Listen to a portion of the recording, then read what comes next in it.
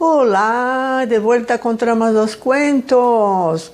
Guto, mi editor querido, amigo. Hola, querida. Y hoy vamos a hablar un poquito de las fábulas, Guto. Sí. En primer lugar, vamos a homenajear un gran autor y ilustrador de fábulas que se llama Arnold Lovell y cuyo libro tengo en manos. Ahí lo tenemos. Y quiero hablar un poquito sobre este gran autor de fábulas modernas.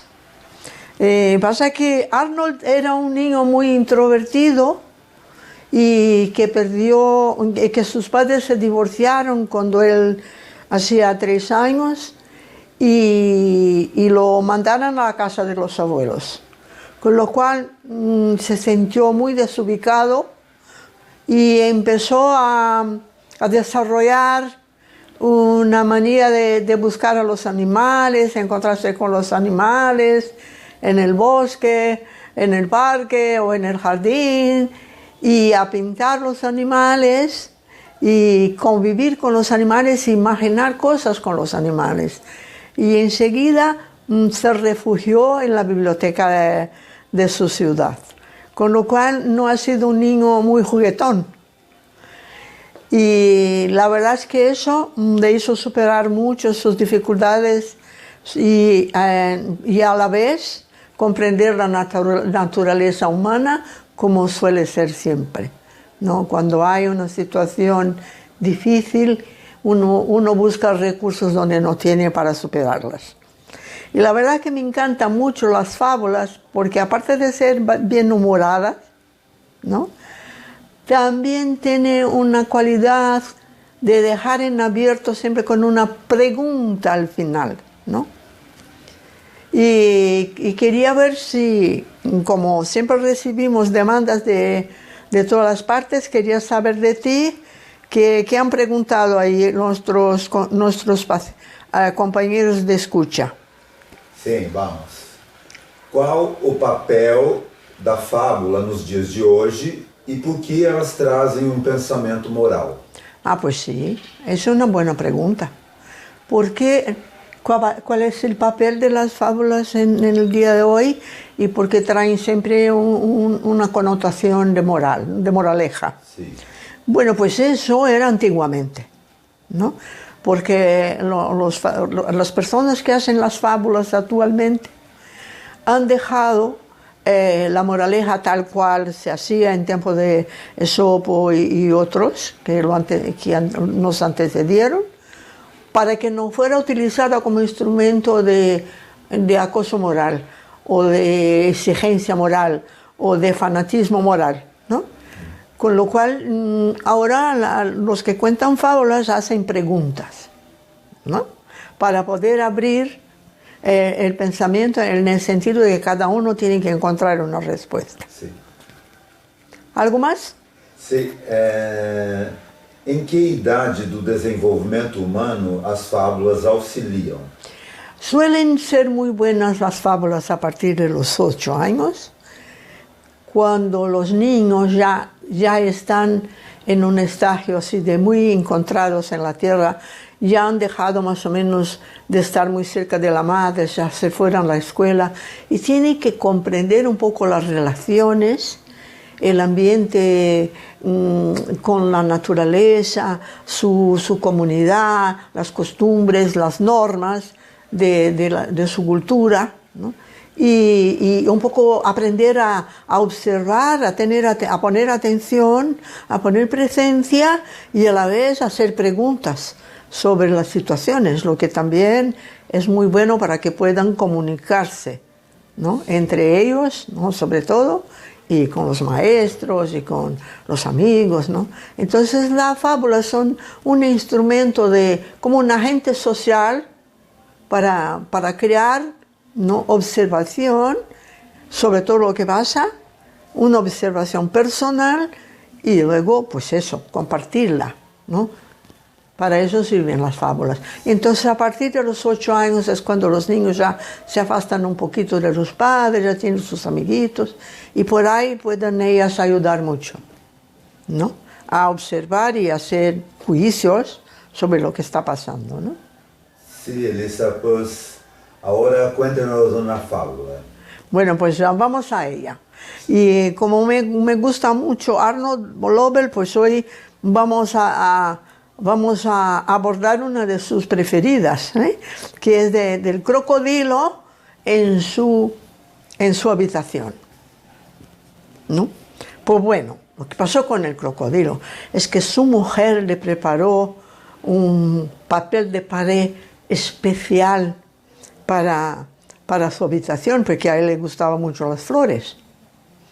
Entonces, ella compró un papel y lo metió en la pared y era vamos a decir, su distracción preferida cuando se despertaba, mirar las flores así, todas enfileradas, todas así en cola, una igualita que la otra. Había así como que una distribución muy formal, muy geométrica y tal, y eso le daba un poco de sosiego. Vamos a decir que de comienzos le daba mucho sosiego, pero después ya no quería siquiera salir de la habitación, con lo cual su mujer empezó a preocuparse y siempre le invitaba a salir, porque su mujer también, la crocodila, tenía un jardín muy bonito con muchas flores, de muchas cualidades. Total que ella se acercaba de él siempre que lo veía muy ahí, ¿no? Desplazado y ahí abandonado en su silencio, ¿no? En su propia observación, en su cama, ¿no?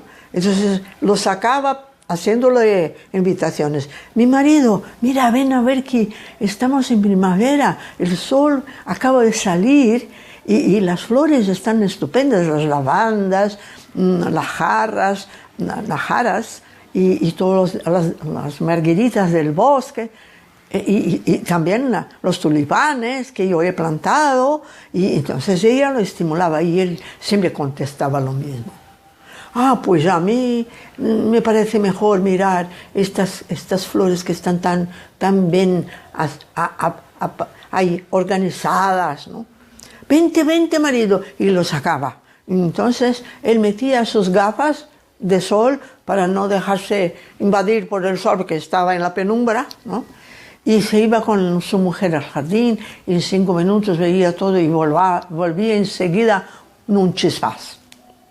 Pues la mujer empezó a preocuparse, porque cada vez que lo invitaba para ver un animalito, una florecita, él nada más que en 2 segundos iba y volvía, con lo cual estaba pasando mucho tiempo en su cama y en su dormitorio.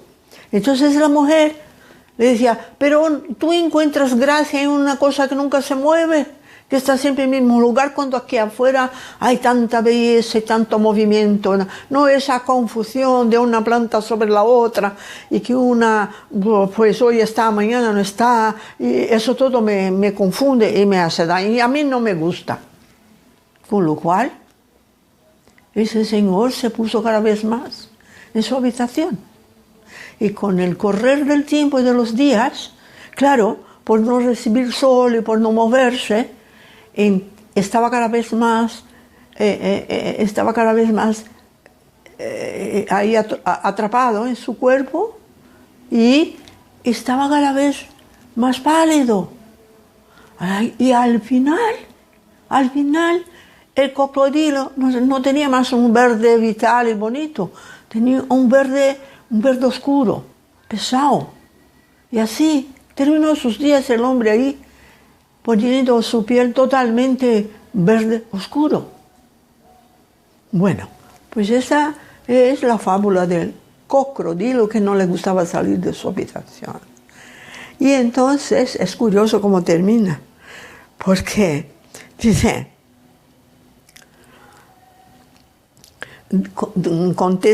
contéstame tú, ¿qué es más importante que tener las cosas mucho en orden? ¿No? No es una moraleja, sino una pregunta, ¿no? Y por eso me gusta mucho esta fábula, ¿no? Sí. ¿Hay alguna pregunta más? Sí. ¿Es posible resignificar una fábula? Ah, si se puede resignificar una fábula. Pues sí. No solo es posible como se debe, ¿no? Así como, claro, ha hecho mucho Arnold Lovell, porque claro, ese es un nombre de su tiempo, ¿no? Y diferentemente de los cuentos que tienen una estructura arquetípica muy compleja, ¿no? Con muchos arquetipos y muchos paisajes que son entrañables y representan mucho el camino más interno del hombre, las fábulas trabajan mucho más con el sociable, ¿no? Con, vamos a decir, con las normas saludables del vivir aquí y ahora en este lugar, ¿no?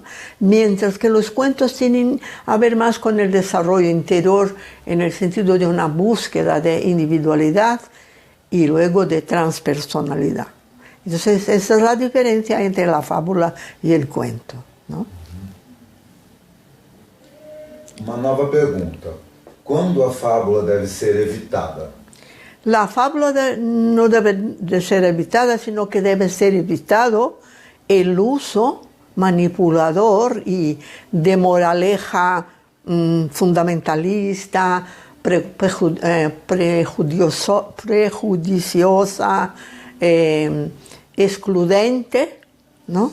Cuando la fábula tiene algo de excludente, ¿no? Pasa a ser perniciosa, ¿no? O el uso de la fábula, ¿no? Porque muchas veces las fábulas también son utilizadas para adoctrinar el pensamiento de los niños y eso no es nada sano, ¿no? Sobre todo en este momento que nosotros ya sabemos la importancia que tiene la imaginación para los niños, la libertad para poder expresarse, el desarrollo de una inteligencia emocional, total que las fábulas pueden ser resignificadas desde que no pierdan su mensaje primeva, ¿no?